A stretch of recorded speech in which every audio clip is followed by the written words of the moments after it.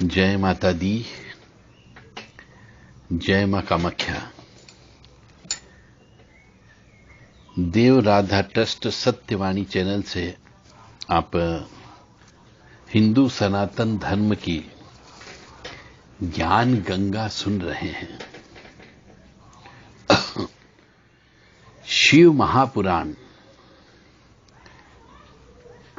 विधेश्वर संहिता के 14वें अध्याय में लिखा गया है, अग्नि यज्ञ, देव यज्ञ और ब्रह्म यज्ञ।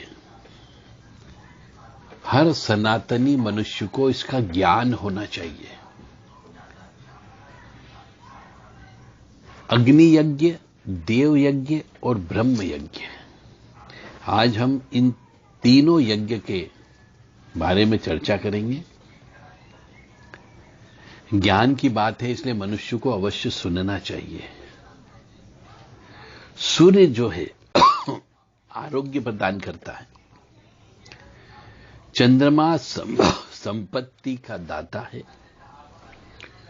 और बुध जो है वो व्याधियों के निवारक तथा बुद्धि प्रदान करता है और गुरु जो है आयु में वृद्धि करता है।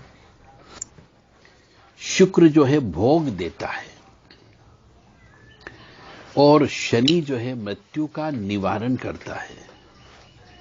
इन 7 वारों के फल उनके देवताओं के पूजन से प्राप्त होते हैं।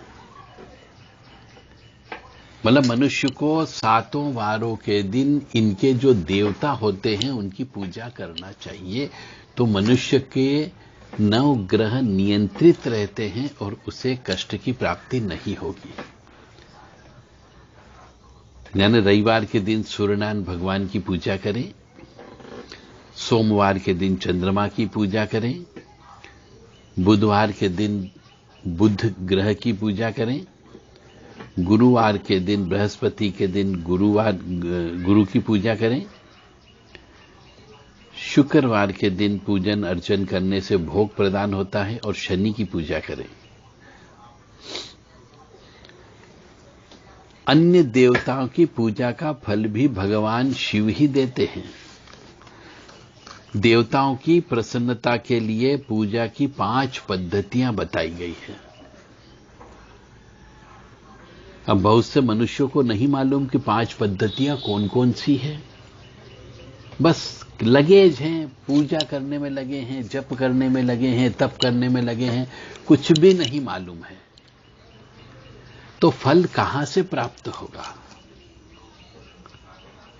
इसीलिए कहते हैं कि जब कोई भी तपस्या की जाए, कोई भी अनुष्ठान किया जाए, तो किसी ज्ञानी, शास्त्री या यज्ञाचार्य उसकी उपस्थिति में यह कार्यक्रम किया जाना चाहिए, ताकि वह इसका ध्यान रखता है।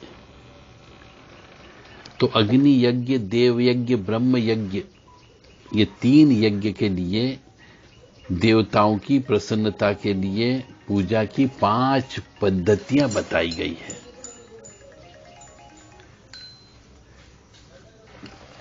तो पहले उन देवताओं के मंत्रों का जाप करना चाहिए,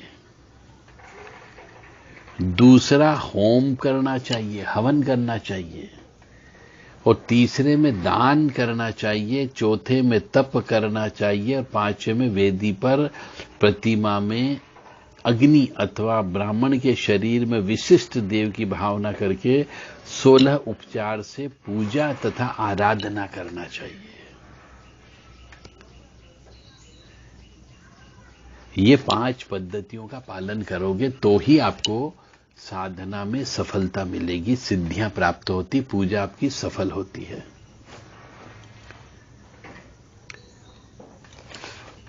पहला, मंत्रों का जाप करना। पूजा की 5 पद्धति बता रहा हूं मैं। तो पहले तो उन देवता की जिसकी हम आराधना करना चाह रहे हैं उसका मंत्र जाप करना चाहिए। उसी मंत्र का जो जप किया है उसी मंत्र से होम यानी यज्ञ भी करना चाहिए। और जिस देवता की हम पूजन अर्चन कर रहे हैं उस देवता को क्या लगता है उससे संबंधित वस्त्र, धातु, अन्न, मिठाई, उसका दान करना चाहिए। और चौथा जो है उस देवता का तप करना चाहिए, तपस्या करना चाहिए देवता की। और पांचवा जो है, जो उस देवता की जो प्रतिमा है, उस प्रतिमा की विशिष्ट तरीके से 16 उपचार पूजा करना चाहिए। उसे ये बोलते हैं 5 पद्धति पूजा की। जब तक कोई व्यक्ति इन 5 पद्धति से पूजा नहीं करता है, उसे ईश्वर की कृपा पूर्ण रूप से प्राप्त नहीं होती है। इसलिए मनुष्य को इन 5 पद्धतियों का याद रखना चाहिए। दोनों नेत्रों तथा मस्तक के रोग में और कुष्ठ रोग की शांति के लिए भगवान सूर्य की पूजा करना चाहिए और ब्राह्मणों को भोजन कराना चाहिए। ऐसे ब्राह्मणों को भोजन कराना चाहिए जो जनेऊधारी हो और मंदिर में सेवा करते हो, क्योंकि आंखों का संबंध सूर्य से होता है और मस्तिष्क का संबंध भी सूर्य से होता है। इससे यदि प्रबल प्रारब्ध निर्माण हो जाए तो रोगों का नाश हो जाता है, जरा का भी नुकसान हो जाता है। इष्ट देव के नाम मंत्रों का जप करना चाहिए तो वह वार के अनुसार फल देते हैं। जैसे रविवार का दिन आया तो मनुष्य को 1 घंटे सूर्य नारायण भगवान के मंत्र का जप करना चाहिए। ओम ह्रीम घणी सूर्य आदित्य श्रीम ओम। इसी प्रकार अन्य देवताओं के लिए भी जप करना चाहिए। हर वार का एक देवता निर्धारित किया गया है और ऐसा सब जो करते हैं तो उसमें विशेष तौर से कुछ न कुछ दान अवश्य देना चाहिए। तिल का दान देना चाहिए, गुड़ का दान देना चाहिए। तो जैसा ग्रह होता है वैसा दान देना चाहिए।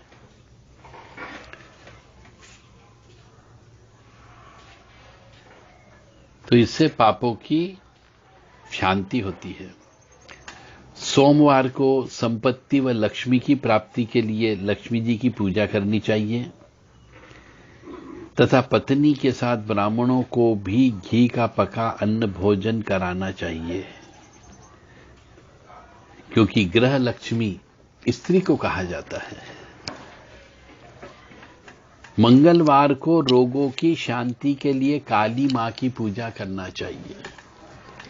यानी जिस मनुष्य के शरीर में बहुत सारे रोग हो, लाइलाज रोग हो, तो ऐसे मनुष्य को काली मां की पूजा करना चाहिए ताकि रोगों का नाश हो जाएगा। क्रीम कालिकाय नमः, क्रीम क्रीम क्रीम ह्रीम ह्रीम होम होम दक्षिण काली के क्रीम क्रीम क्रीम ह्रीम ह्रीम होम होम। काली काली महाकाली काली के पापनाशिनी खड़ग हस्ते मुंड हस्ते काली काली नमस्तते। यानी जब मनुष्य के पाप निकलते हैं उस समय मनुष्य के शरीर में रोग की उत्पत्ति होती है और पापों का नाश करने के लिए काली मां की पूजा करना चाहिए। उड़द, मूंग, अरहर की दाल से युक्त अन्न का भोजन ब्राह्मणों को कराने से भी पापों का नाश होता है। और बुधवार को दधी युक्त अन्न से भगवान विष्णु जी का पूजन करना चाहिए। ऐसा करने से पुत्र की प्राप्ति होती है और जो मनुष्य दीर्घायु होने की इच्छा रखते हैं वे बृहस्पतिवार को देवताओं का वस्त्र यज्ञोपवीत घी मिश्रित खीर से पूजन हवन करना चाहिए।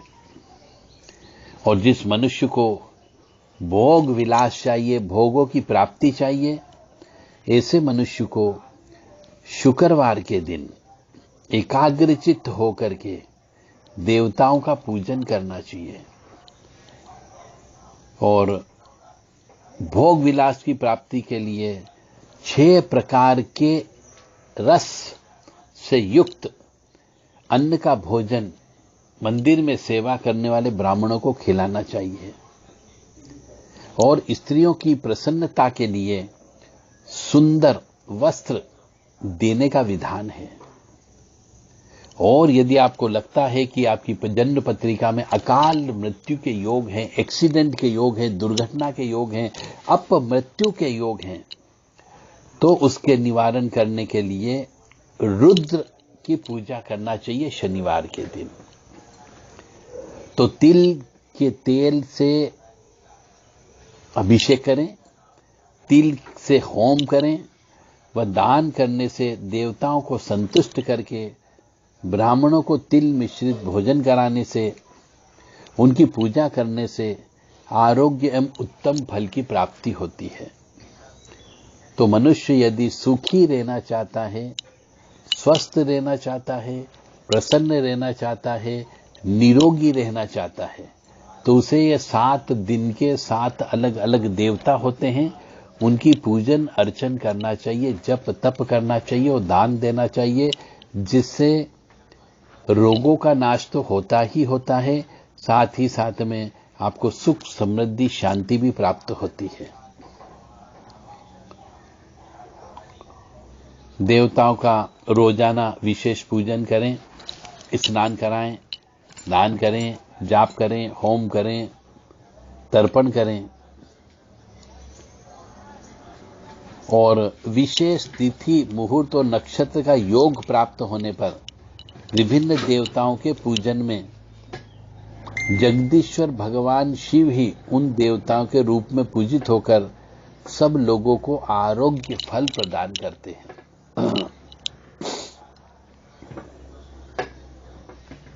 देश काल पात्र द्रव्य श्रद्धा एवं लोक के अनुसार उनका ध्यान रखते हुए महादेव जी आराधना करने वालों को आरोग्य आदि का फल देते हैं। मंगल कार्यों के आरंभ में और अशुभ कार्यों के अंत में तथा जन्म नक्षत्र के आने पर गृहस्थ पुरुष अपने घर में आरोग्य की समृद्धि के लिए सूर्य ग्रह का पूजन करना चाहिए। यानी आपका जिस नक्षत्र में जन्म हुआ है, उस नक्षत्र जब भी आता है, उस दिन जो गृहस्थ पुरुष होते हैं, घर गृहस्थी वाले, उन्हें अपनी समृद्धि के लिए और निरोगता रखने के लिए सूर्य ग्रह का पूजन करना चाहिए। इससे यह सिद्ध भी होता है कि देवताओं का पूजन संपूर्ण अभिष्ट वस्तुओं को प्राप्त करने वाला है। पूजन वैदिक मंत्रों के अनुसार होना चाहिए और शुभ फल की इच्छा रखने वाले मनुष्यों को 7 दिन अपनी शक्ति सामर्थ्य के अनुसार देव पूजन अवश्य करना चाहिए।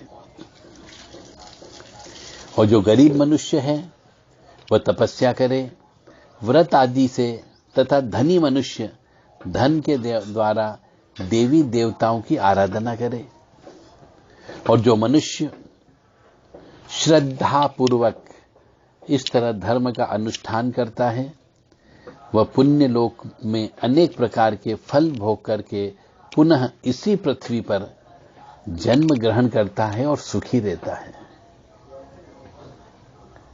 जो धनवान पुरुष होते हैं वह भोग सिद्धि के लिए मार्ग में वृक्ष लगाकर लोगों के लिए छाया की व्यवस्था करते हैं। यानी यदि आप अपने अगले जन्म को सुधारना चाहते हो, भोग प्राप्त करना चाहते हो, तो जहां पर सड़कें होती है, रोड होती है, इसके 2 ही तरफ छायादार वृक्ष लगाना चाहिए। और जो व्यक्ति चलते हैं उनके लिए कुआं बावड़ी बनाकर पानी की व्यवस्था करना चाहिए। वेद शास्त्रों की प्रतिष्ठा के लिए पाठशाला या स्कूल का निर्माण करना चाहिए। अन्य किसी भी प्रकार से धर्म ग्रह का संग्रह करते हैं और स्वर्ग लोक को प्राप्त होते हैं। और जब मनुष्य का अंतःकरण शुद्ध हो जाता है तो ज्ञान की सिद्धि प्राप्त होती है। इस प्रकार से यह सुनना पढ़ना यह देवज्ञ यज्ञ कहलाता, देवज्ञ के यज्ञ कहलाता है। तो इस प्रकार से हमने आपको सभी ग्रहों का और 9 और सप्त दिन जो होते हैं, सप्त दिन में किस किस की पूजा करें तो क्या मिल सकता है, इस बारे में आपको बताया है। तो एक तो अग्नि यज्ञ, जिसमें हम हवन करते हैं, आग जला करके मंत्रोच्चारण के माध्यम से, वह अग्नि यज्ञ हो गया। देव यज्ञ का मतलब यह हमने आपको समझाया है, देवताओं की पूजा करना, उनको प्रसन्न करना, उनकी स्तुति करना, उनके निमित्त दान धर्म करना, ये देव यज्ञ कहलाता है। जय माता दी, जय मां कामाख्या। ब्रह्म यज्ञ का अर्थ वेदों और धार्मिक ग्रंथों का अध्ययन करना, स्वाध्याय करना और इन ग्रंथों को दूसरों को पढ़ाना, यानी अध्यापन कार्य करना भी ब्रह्म यज्ञ कहलाता है। नियमित यह यज्ञ कर्म करने से बुद्धि बढ़ती है और देवताओं की कृपा प्राप्त होती है। तो इस प्रकार से यह 3 यज्ञ के बारे में हमने आपको बताया, जिससे भी आप करके ईश्वरी कृपा प्राप्त कर सकते हैं। अग्नि यज्ञ, देव यज्ञ और ब्रह्म यज्ञ। जय माता दी, जय मां कामाख्या।